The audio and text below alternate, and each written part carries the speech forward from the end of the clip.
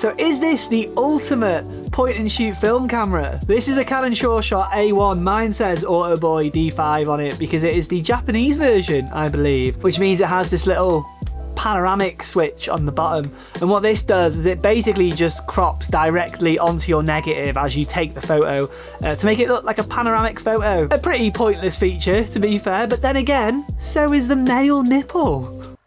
So just at the top of this video, I want to apologise for the sound of my voice, just in general, to anyone who's ever met me. No, I'm joking. I'm sick.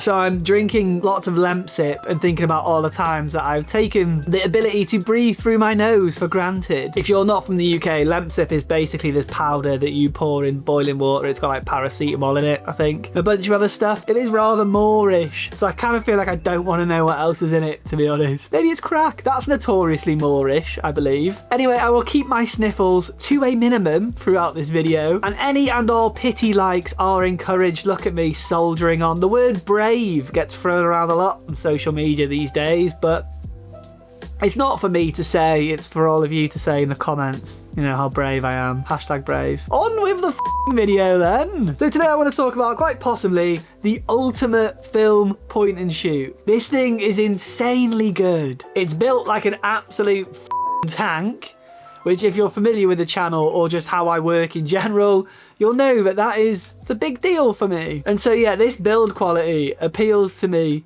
on a spiritual level. This camera is also fully waterproof, so if I ever decided that I wanted to just get in the sea on a random Tuesday afternoon, this could come with me, which is nice, isn't it? It does also make this camera really, really good for traveling, because you can take this pretty much anywhere and it's more likely to survive compared to less robust point and shoots. Great f***ing word, robust.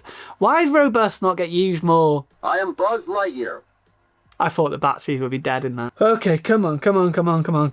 Full disclosure, I am yet to use this camera underwater. I feel like every time I'm away and I'm heading down to the pool, I keep forgetting to take it with me because I'm like just trotting down with my Kindle and a little towel under my arm. Like, just having a f***ing sick time. One day I will remember to take this with me, and I will take one underwater banger with it and then retire it as an underwater camera immediately for fear that it might leak.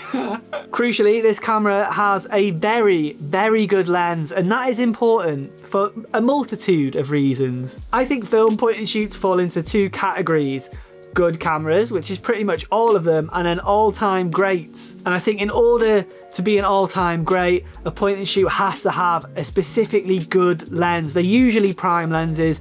It's cameras like the Olympus Mewtwo, for example, that have just stellar lenses that you see a photo from those cameras and you're like, yeah, no, that is strong. I feel like this falls into that same sort of category, albeit the aperture is only 3.5 rather than 2.8, but honestly, when you're shooting with an automatic film camera in the sun, how much does that really matter? Now, the autofocus on this camera is insanely good. Out of all my point and shoot film cameras that have autofocus, I probably trust this one the most. I feel like genuinely good autofocus is very rare in point and shoots, if I'm honest. And I think this is another thing that separates the good point and shoots from the great point and shoots. Like, I would much rather have something like the Pentax 17 with its zone focus than a film point and shoot camera with bad autofocus. But this camera here has great autofocus and it has earned my trust over the years. I trust this a lot more than any of my other film point and shoots that have autofocus. Another thing about this camera that I think helps make it an absolute all-timer is that it has a very good flash that, quite crucially,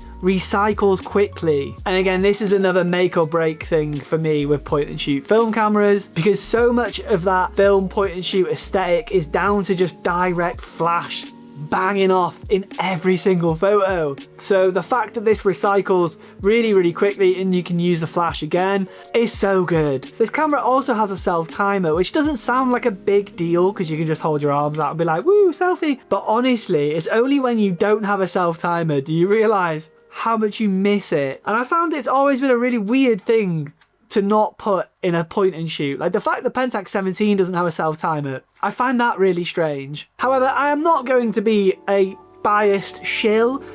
This is not all sunshine and rainbows. The main issue being that this little bastard is so expensive now. Like, if you go on eBay, this is regularly like over £100, which I think is crazy. I wanted this last minute for a trip, so I think I must have paid like easily like 90 something pound for this. I wouldn't pay more than 100. Don't pay more than 100. You will find one lower. You just need to sort of play the game a little bit, bid on stuff on eBay, make offers on eBay or whatever. I don't think anyone's actually expecting you to pay £200 for one of these. And like I said at the top of this video, the panoramic thing is just, it's pointless, isn't it? Let's be real. My general rule with point and shoots is that if it is more than £200, buy a Pentax 17 and be done with it. Oh, I'm gonna get some shit for that. I feel like I'm going to get some shit for that in the comments. So what do you think? Is this the ultimate film point and shoot? I think it could well be. For me personally, this is the one that I always take with me if I'm going on a trip, if I'm going somewhere where I'm worried about the weather, if I'm worried about sand, if I'm worried about the camera getting knocked about. This just feels like the JCB of film point and shoot cameras. And therefore, I do believe it is the ultimate film point and shoot. But what do you think? Am I a fucking idiot?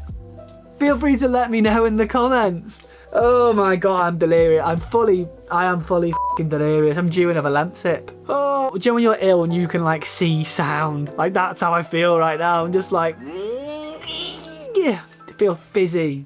Feel fizzy. Well, anyway, thanks for being here. I appreciate you checking out the video. I hope you enjoyed it. If you did, make sure you like it, consider subscribing to the channel, all that good stuff. Come and say hello in the comments. Let me know how many lamp sips I'm supposed to drink in a day, because I feel like I'm drinking too many right now. Anyway, I hope you are well. I hope your family is well. I hope your dog is well. Please do provide said pooch with a little scratch behind the ears from me, or under the chin, or a little belly rub. And hopefully I will catch you in the next one. Peace. I feel like I sound like Tiny Tim from the Muppets Christmas Carol. Is it just me who thinks Tiny Tim comes off as a little bit of a prick in Muppets Christmas Carol? He comes off a little bit preachy, do you know what I mean? I do feel like the lamp sip is making me feel like I'm kind of disassociating from my own body slightly, so I might slow down on them actually.